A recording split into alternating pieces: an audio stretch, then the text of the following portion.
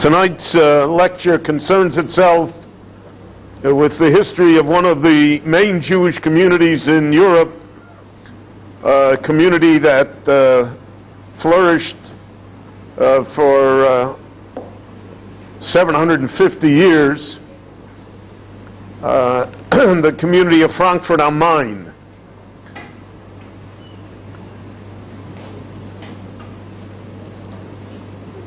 That's the reason that the lecture is starting on time tonight.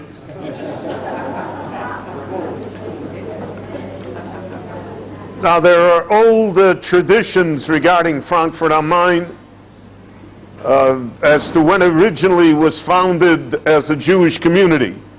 The earliest record that we have as a Jewish community dates from the beginning of the 1200s, from the beginning of the 13th century. It's interesting that when the Crusaders destroyed the other Jewish communities in Germany, Spires and Worms and Mainz, there's no record of Frankfurt at all. And even in as late as 1241, there only were 180 Jews that lived in Frankfurt. And we'll see that Frankfurt was a relatively small community till well into the 17th century.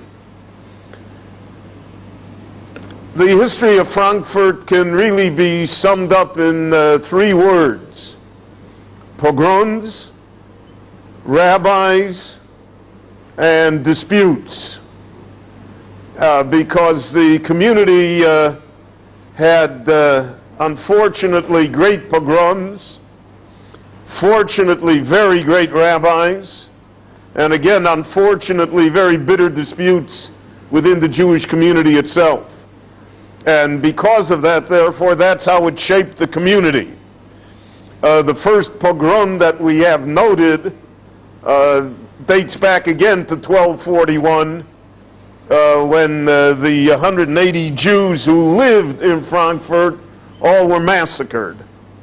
And then there was no community again until 1246. Now, in the 1200s, it was the time of the Holy Roman Empire. So there was an emperor,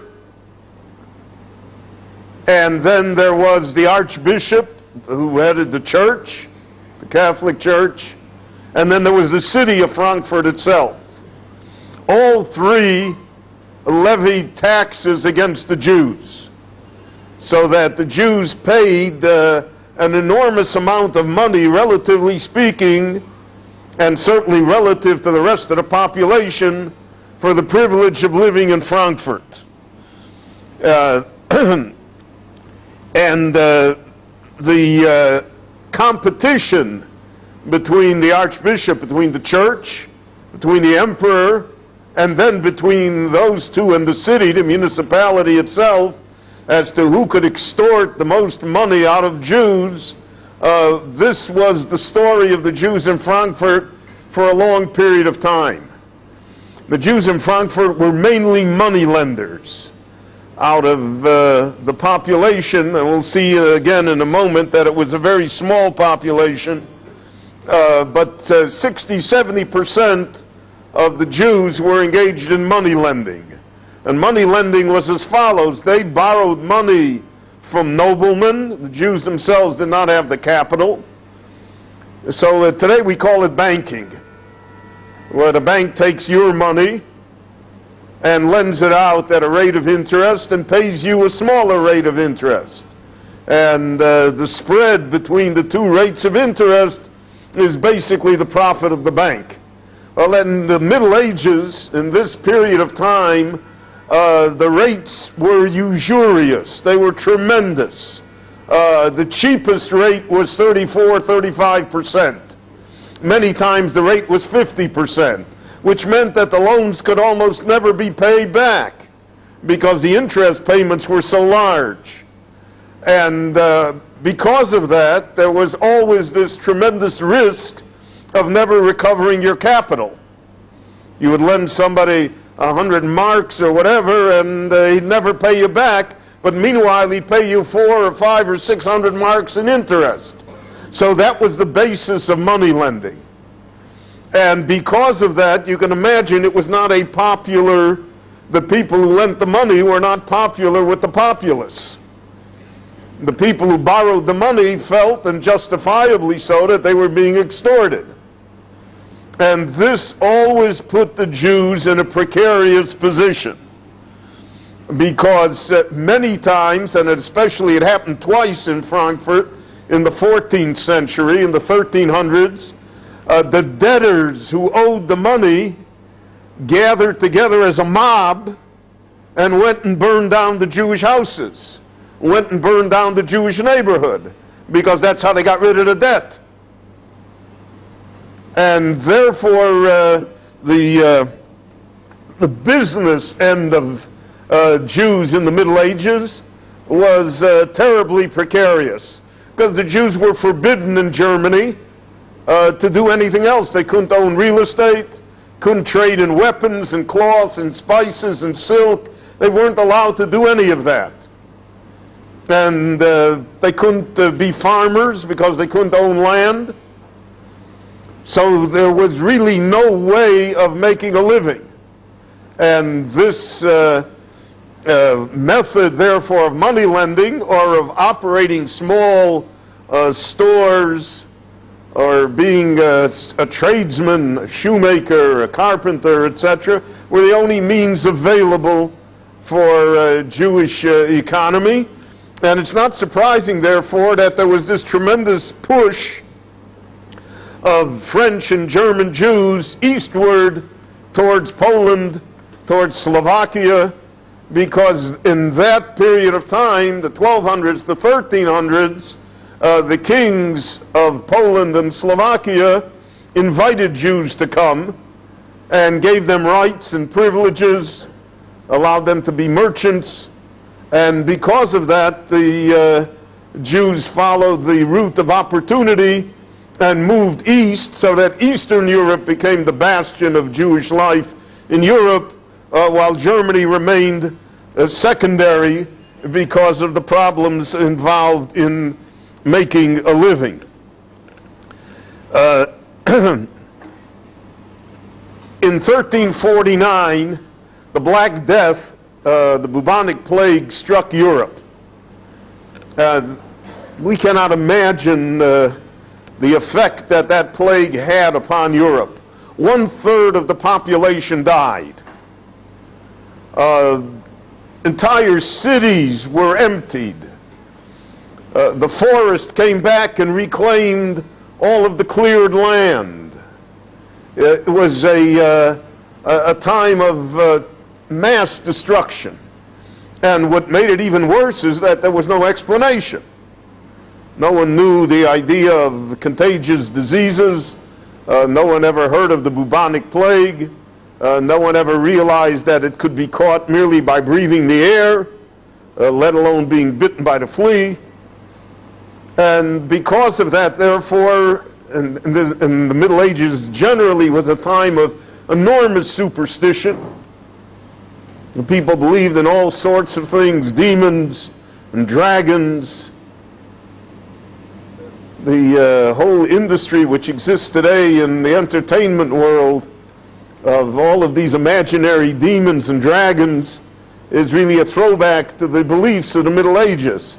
Except today, so to speak, we think it's in fun. We think that it's not serious. But they took it was deadly serious.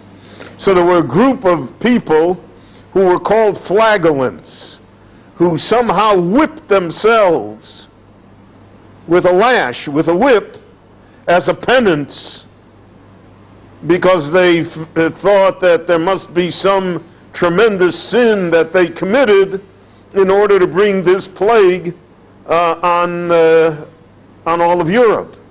And they traveled from town to town whipping themselves. They also traveled from town to town creating pogroms.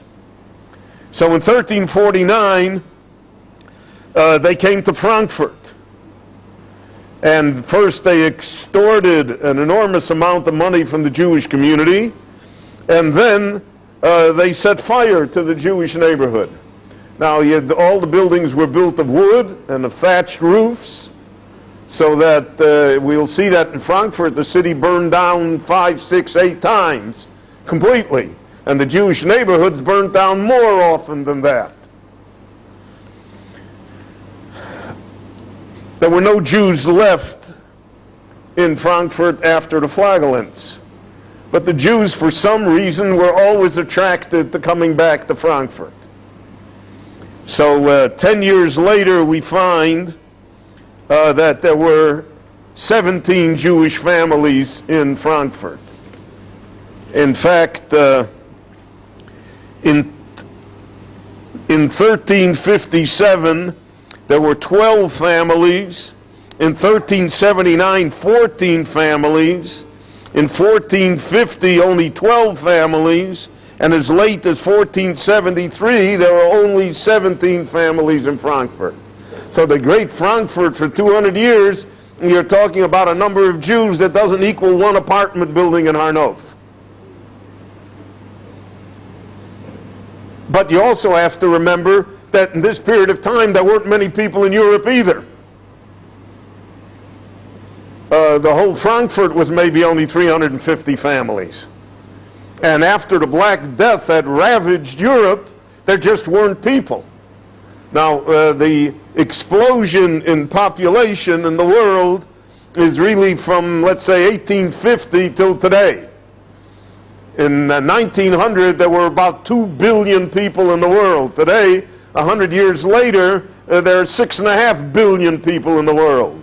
So the population of the world tripled in 1 century.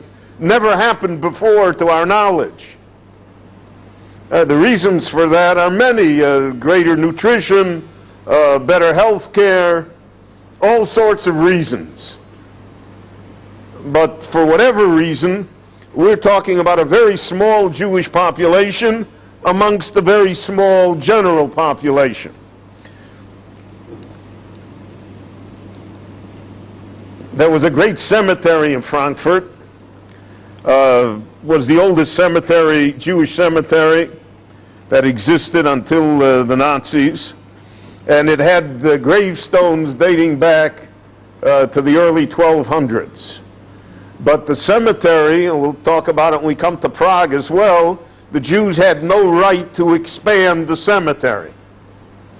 And since the course of nature being what it is, and the fact that people are mortal, so naturally the cemetery filled up. By the 1400s it was full. And there was no other place to bury. So what all Jewish cemeteries, all old Jewish cemeteries in Europe, what was done was that topsoil was poured on top of the existing graves.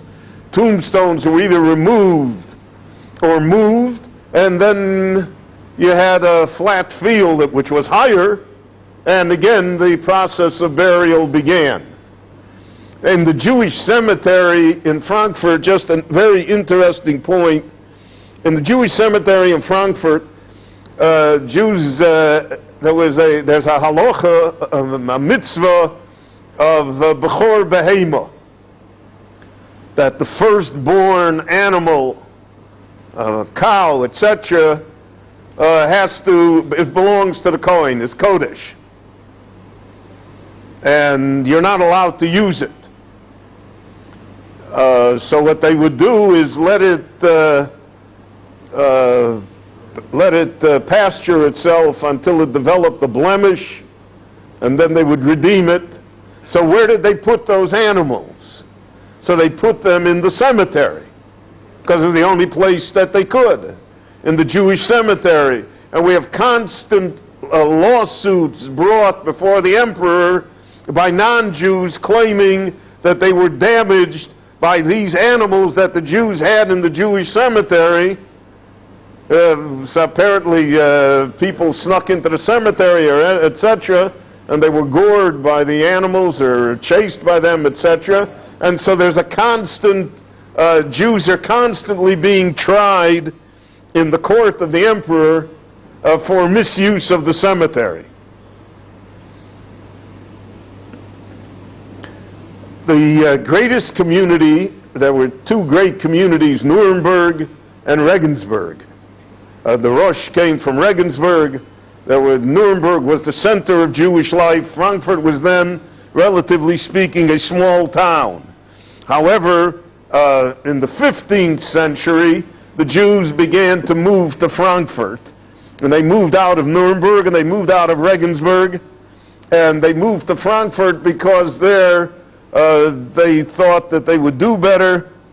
And by the early 1600s, there already were 454 Jewish families in Frankfurt, which made it the largest Jewish community in Germany. But it was a community that was always under the threat of pogrom, and it was always under the threat of expulsion. So it's almost a masochist community. Why anybody would want to go back with such a history? And a history of hundreds of years of persecution, but the Jews in Frankfurt were very stubborn. Very, very stubborn. And no matter what occurred to them, they always felt that somehow Frankfurt was their home and that they would be allowed to live there, and they wanted to live there. And Frankfurt established a ghetto apparently even earlier than the famous ghetto that was established in Venice and Florence. And Jews lived in this neighborhood. Originally, the municipality of Frankfurt itself in the 15th and 16th centuries built the Jewish homes in the ghetto.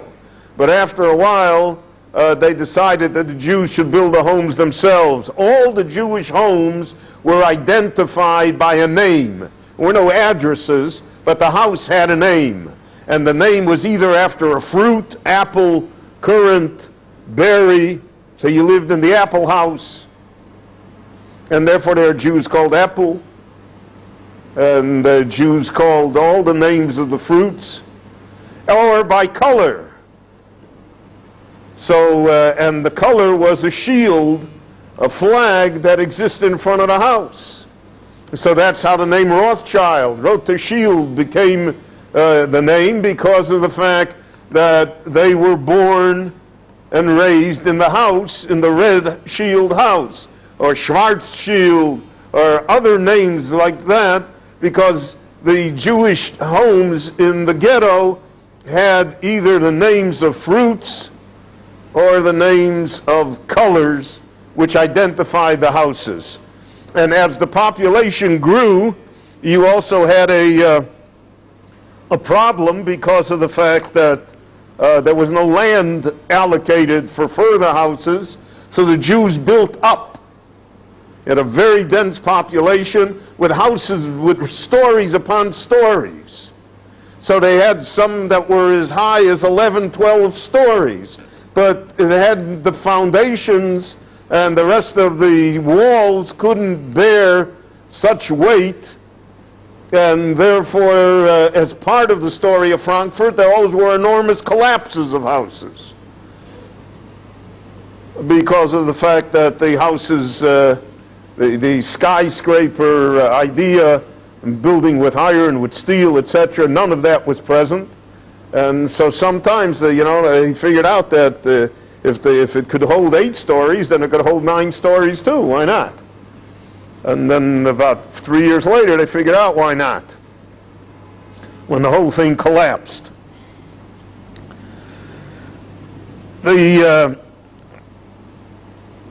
As late as 1608, the Jews were still debarred from acquiring real estate.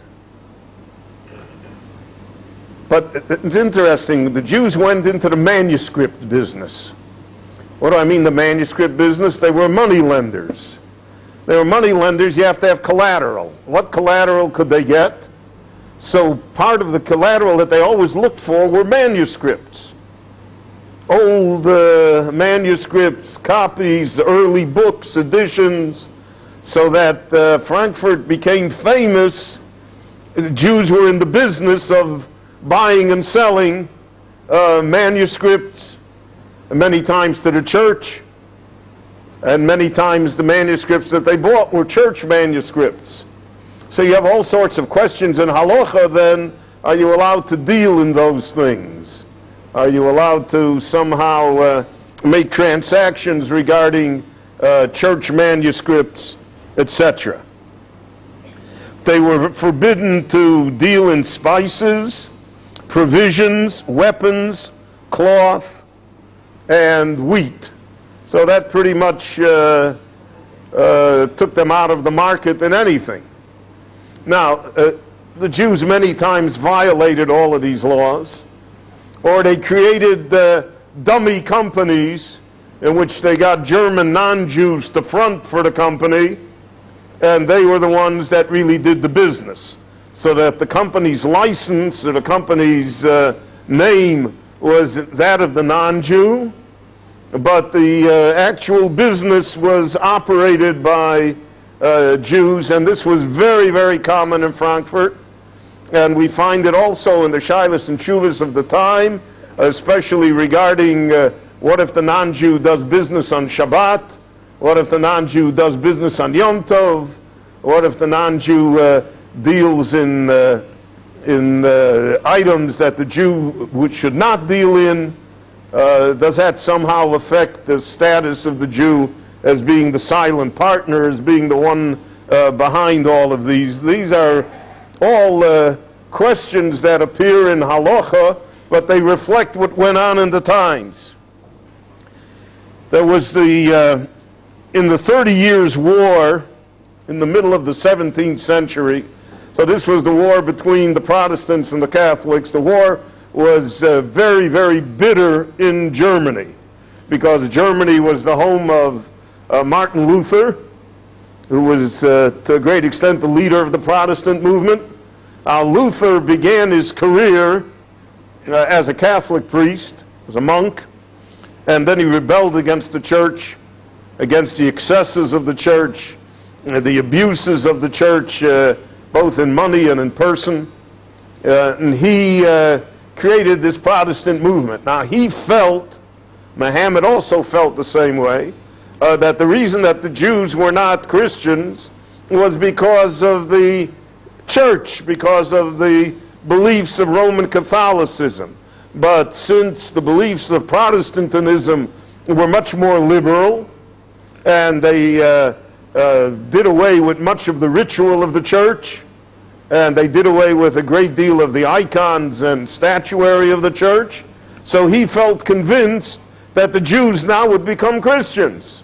They'd become Protestants. When the Jews refused to become Protestants, so then he became viciously anti-Semitic. Some of the worst statements regarding the Jews were issued by Martin Luther. And when you look back in perfect hindsight, you can see that Germany was almost ordained to play the role that it did in the 20th century simply because of its history, of its attitude towards Jews, that it was blood-drenched, was filled with enmity and hatred, and that therefore the climate for the destruction of the Jews was always present in Germany. It's just that it wasn't always translated into action and behavior. But the climate for it was always there. And you find this thesis expanded in Daniel Goldhagen's book, Hitler's Willing Executioners, where he discusses the fact that even though there are many, many other anti-Semitic countries in the world, and there were at that time as well, no one was as particularly fit, if we can use that word, to do what the Holocaust did to the Jews as were the Germans, because it was part of the culture almost. It was baked into them.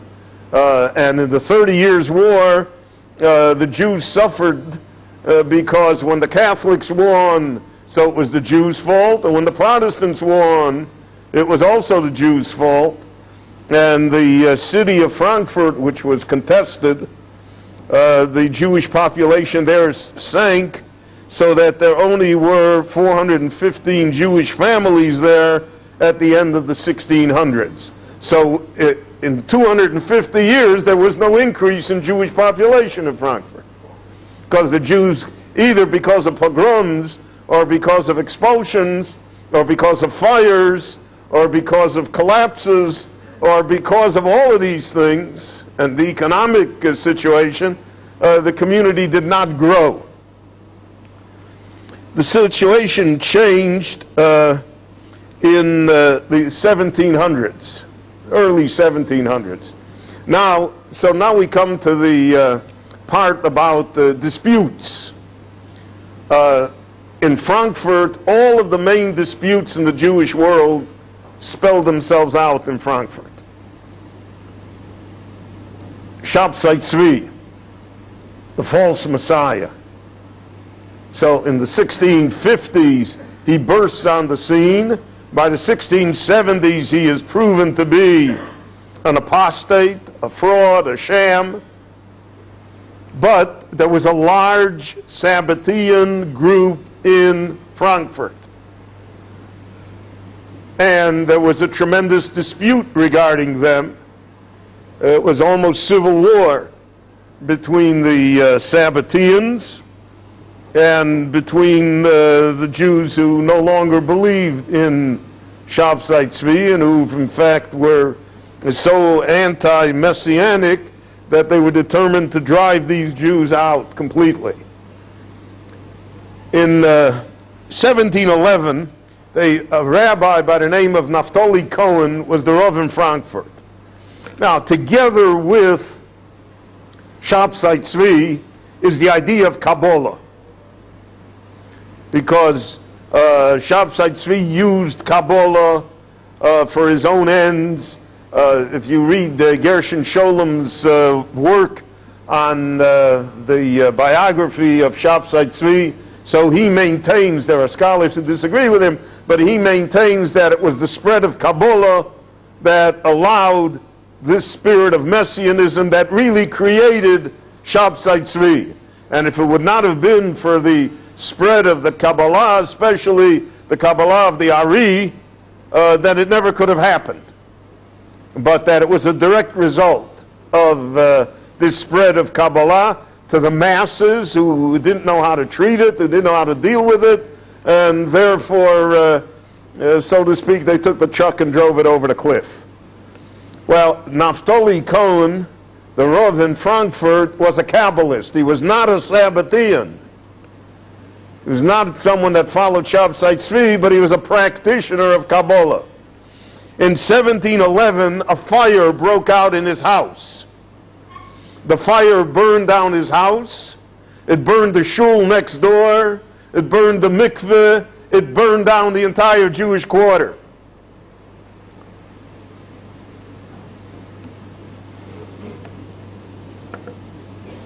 The board of directors of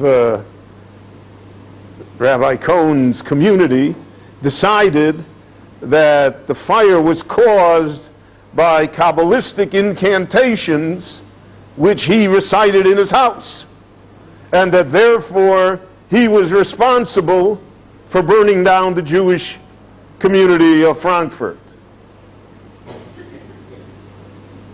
There is no limit to the reasons that one can find for discharging a rabbi.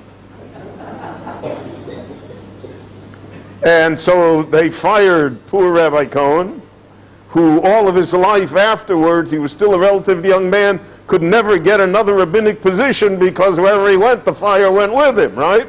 They were afraid he was going to burn down their communities too. So even though he was a great Talmid Chacham, but his active support of and practice of Kabbalah is really what did him in because of this great fire. By 1715, 4 years later, again, the Jewish community came back to Frankfurt and started to rebuild the neighborhood. And In 1721, there was another fire in Frankfurt. Now there was no rabbi to blame, but the fire was of such a nature that, again, it destroyed over a third of the Jewish homes in Frankfurt. So we find that this is almost also part of the story of Frankfurt, is that the town burns down every few years. Second conflict. First one is about Kabbalah. The second conflict is about Rabbi Yonasan Eibeshitz. Rabbi Yonasan Eibeshitz was originally the Rav in Prague. We'll talk about him when we talk about Prague next. He was a great Gaon, great Talmudic scholar, but he was a practitioner of Kabbalah. He actually passed out amulets, kameyas, to people who requested them. And there were different kameyas for different needs.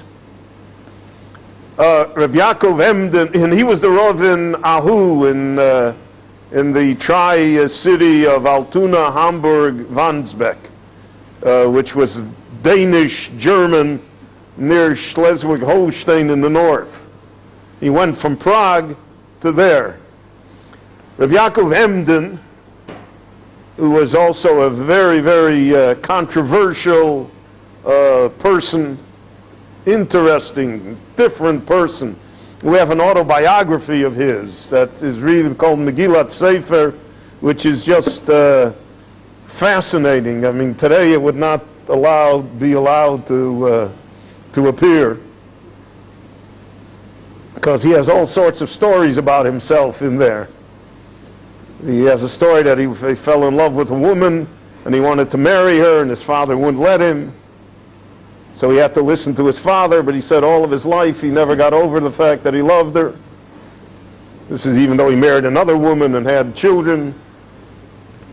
And he met up with this woman later in life, and she was a widow, and she is the one who secured for him the position as being the Rav in Emden.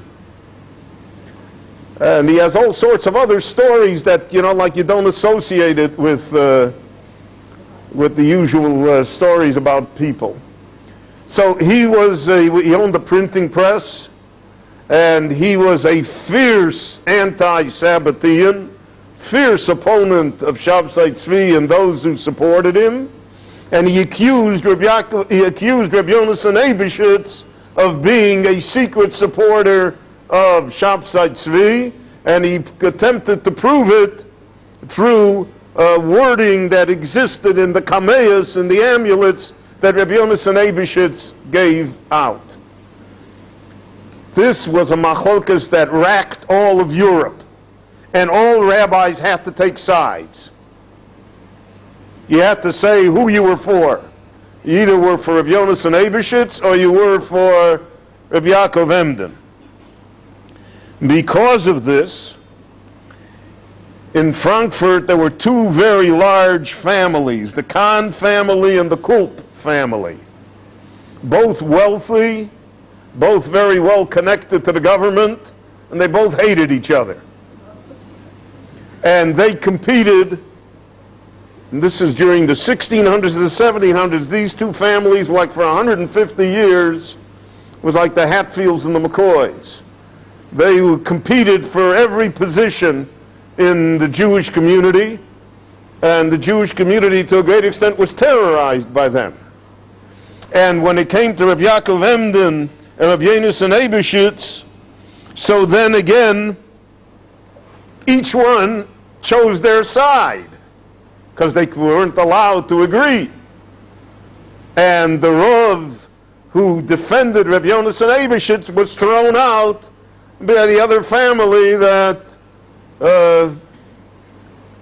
felt impelled to do so simply because the other party was on his side. So you see that this was a very difficult place to be a rabbi in. Very difficult. And nevertheless, as we'll see in another few minutes, it always had great rabbonim. Very few lasted the term of office, but it always attracted great rabbonim, always attracted great scholars, great rabbis. To be the Rav in Frankfurt was a was a great honor that people would not decline. So that was the second machlokas. Whose side were you on? Rav Yonasan Ebershitz or Rav Yaakov Emden? People didn't intermarry because of it. There were fist fights in the synagogue because of it. People walked out when somebody got an aliyah. I only say this to emphasize how peaceful our synagogue is.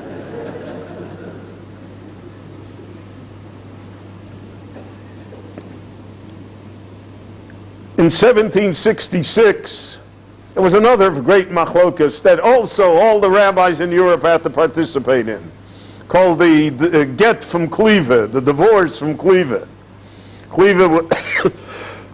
Excuse me, Kliva was a town where a young man married a woman, and his family was not happy with the shidduch. They broke it up. They broke up the marriage, and the young man gave the woman a divorce. So until now, everything is fine. Then the young man's family, for some reason, decided that they wanted the divorce invalidated so that they could control the girl's family. And therefore they said that the young man was not mentally competent when he gave the divorce. And this question of the divorce, of whether she had the right to remarry or not, became a cause celebre throughout Europe. And again, rabbis had to choose sides. Is the get valid or is it invalid? And whichever way you answered, you were certain to have opponents. Frankfurt again split in half on the question of the get from Kliva, and again Rabbonim had to leave because the Rabbonim in town also split on it. And again, this became part of the politics of the two great families that were running Frankfurt. So one said, yeah, it's a wonder, it's a good divorce. If they said it's a good divorce, the other one said, no, it's not a good divorce. If she gets married, the children will be mamzerim. How can that be? All fights in the Jewish world come with a talus wrapped over it. They all bring in faith and religion. You know, we like to drag God into all the things that we do. Don't want to leave him out. So here you have these examples which greatly impeded any Jewish growth in Frankfurt because they always were fighting with each other.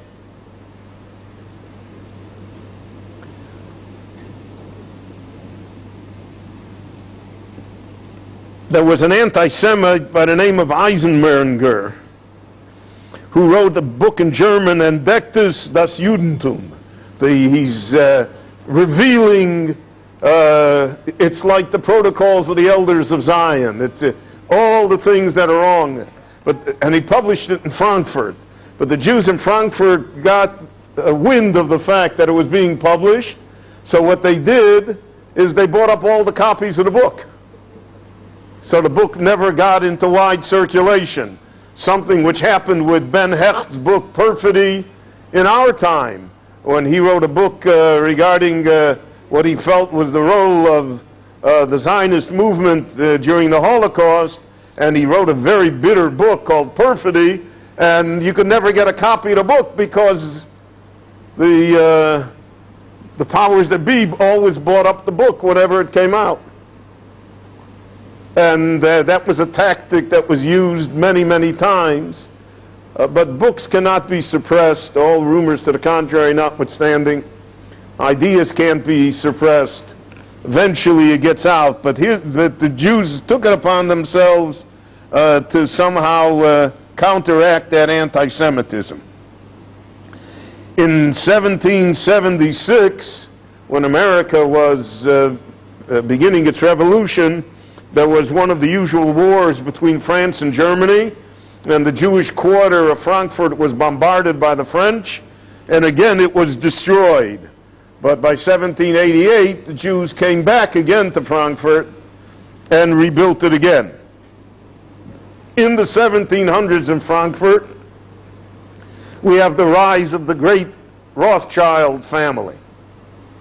Now, I've mentioned to you, Rothschild was not his given name. That's the house that he lived in. Had a red shield over it. And Rothschild was in money lending. But Mayor Anschel Rothschild, who was an Orthodox observant Jew, but he was very adroit at it, and he had great connections. He had borrowed enough money. The trick in life is to borrow enough money from the bank so they need you.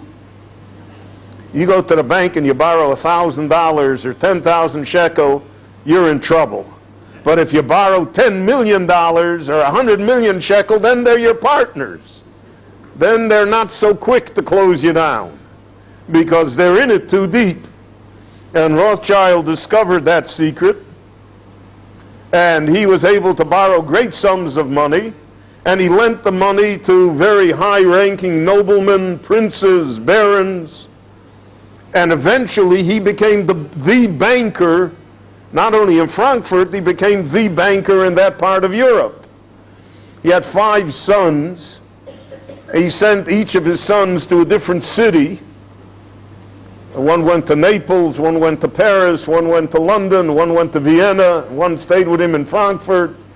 And they developed for the first time what we call international banking. So for instance, they in the Napoleonic Wars, they financed both sides, so that whoever won, they won. And they built this great banking empire, which still exists today in different forms, investments and securities. Rothschild not only became a household name in the Jewish world, he became a hero in the Jewish world, because of the fact that he not only made good, but that they thought that this was the beginning of a period of time when Jews would be able to rise to prominence and have freedom, etc. The old Jewish joke about the bar mitzvah teacher who said that if he were if he was Rothschild, he would be Richard and Rothschild. So they said, why? He said, because I'd keep on giving bar mitzvah lessons. But being Richard and Rothschild was the sisma, was the slogan of the Jewish people from the 1700s onward. The Jewish community began to receive the benefits of emancipation.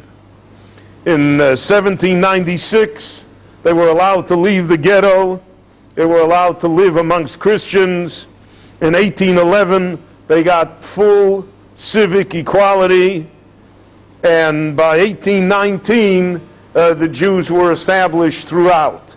But this coincided with the rise of reform. In the early 1800s, Germany was overrun by the reform movement. Beginning in 1803 in Hamburg, but it spread throughout Germany. Great reform temples were built. In fact, Geiger was once the rabbi in Frankfurt. Abraham Geiger, who was really the father of the reform movement. And as the Jews became wealthier, and as they became more convinced that the emancipation ended their troubles, that there would be no more pogroms, and that they would be allowed to do as they wished.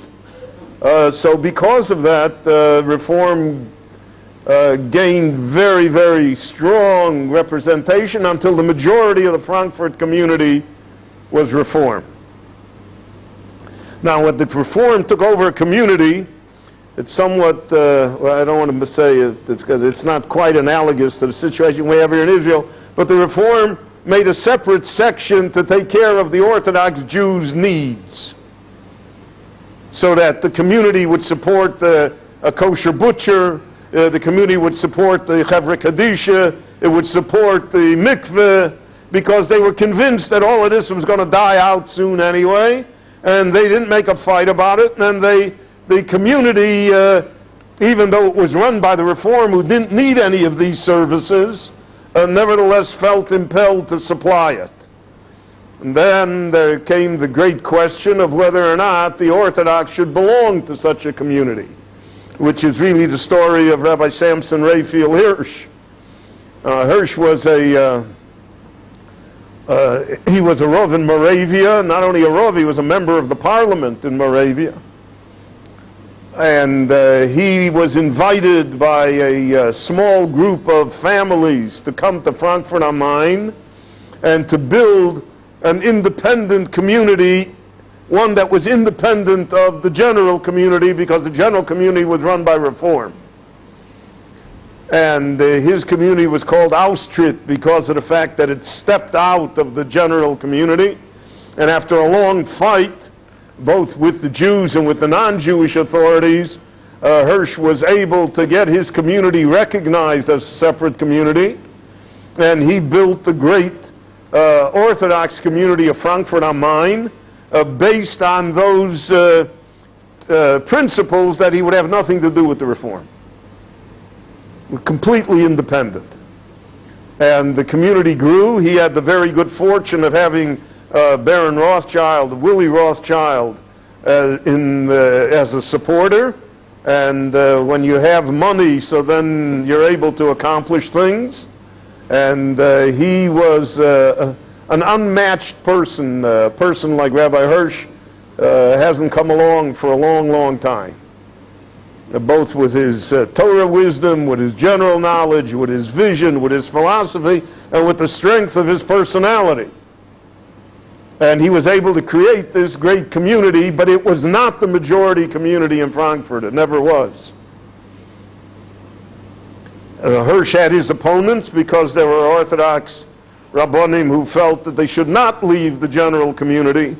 They should remain part of the general community, and that perhaps they would have an influence upon the Reform. Many of the things that we hear today and that we face today here in Israel as to what role the strictly Orthodox religious community should play in the general society, which is obviously not very sensitive to its beliefs and to its behavior. In the late 1700s, there was a Rav in Frankfurt by the name of Rabbi Nosson Adler.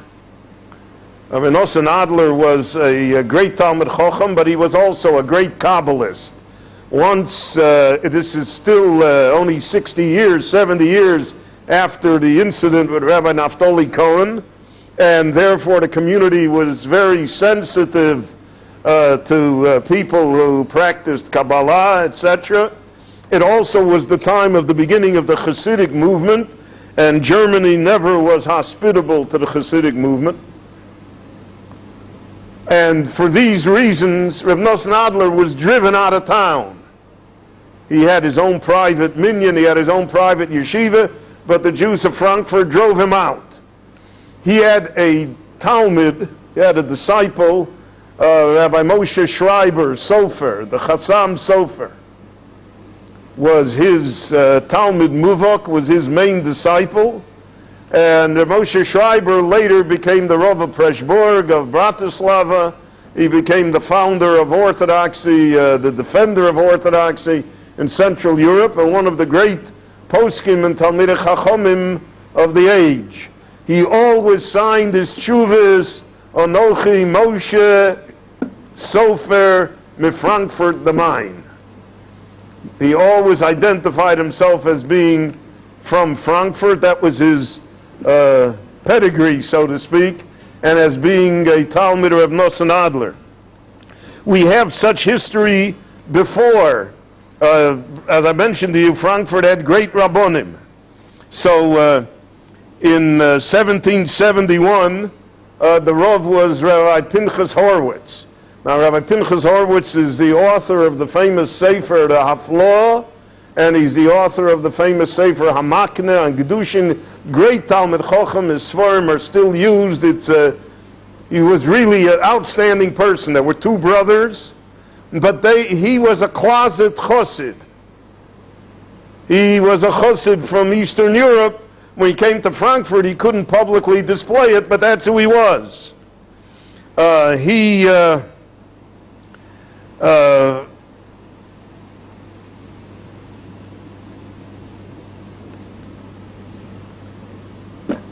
he was forced to take a stand against Reb Nosson Adler in order to protect himself.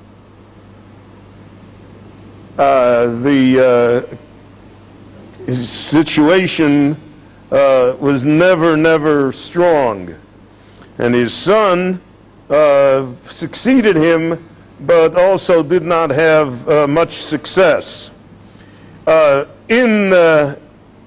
the Hafloeh, there was a Rav, the famous Rav Yaakov Yeshua Falk, the author of the Pnei Yoshua, which again is one of the basic books of commentary to the Talmud.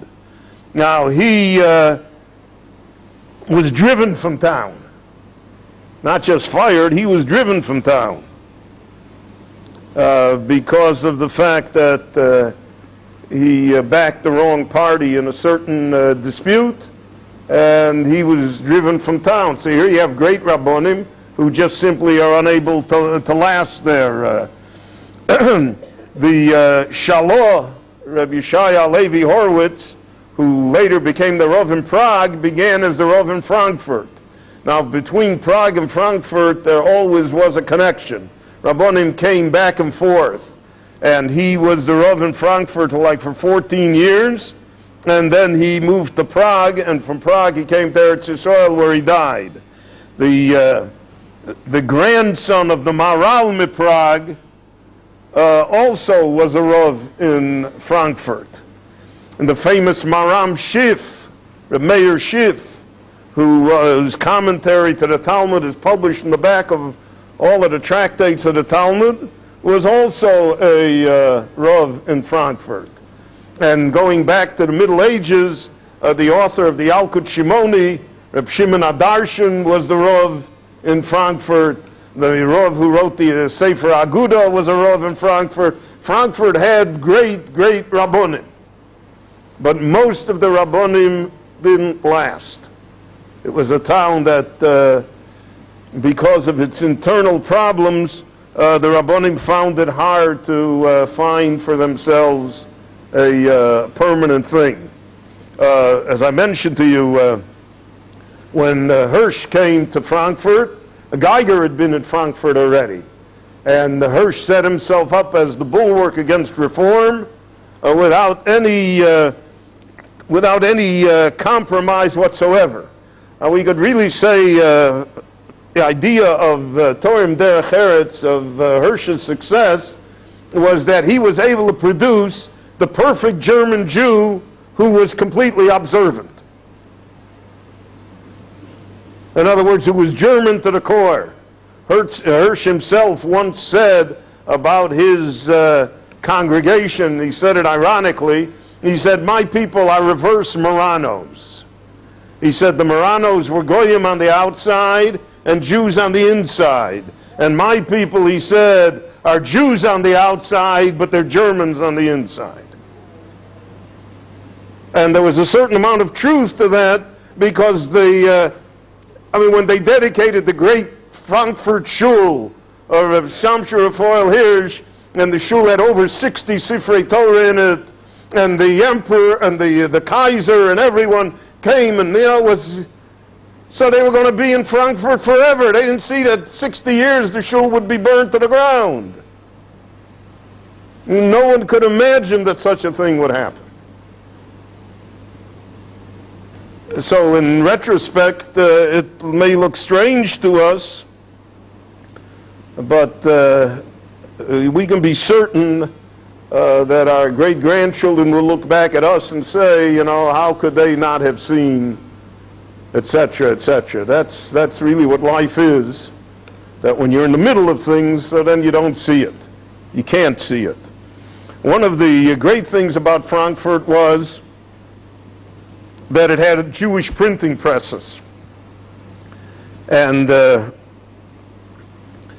for instance, the first copy of the Maharsha, Reb Shmuel Edel's commentary to the Agodos of the Talmud, was printed in Frankfurt am Main.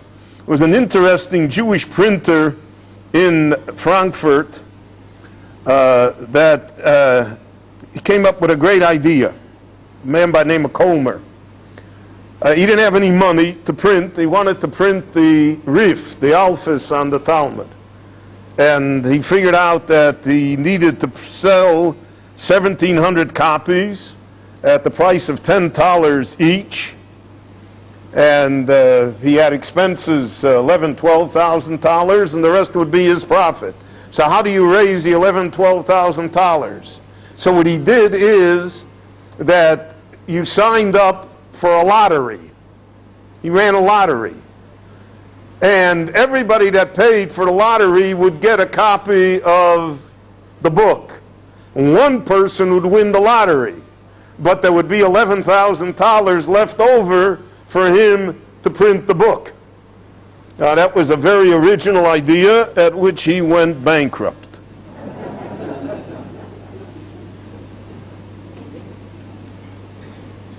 There are two famous works that describe the customs and ritual of Frankfurt. Frankfurt had its own Nusach. There's Nusach Ashkenaz, the Nusach of German Jews, but there's Nusach Frankfurt. And within Frankfurt itself, there were two Nuschos. And they were very, very strongly protected, fiercely protected.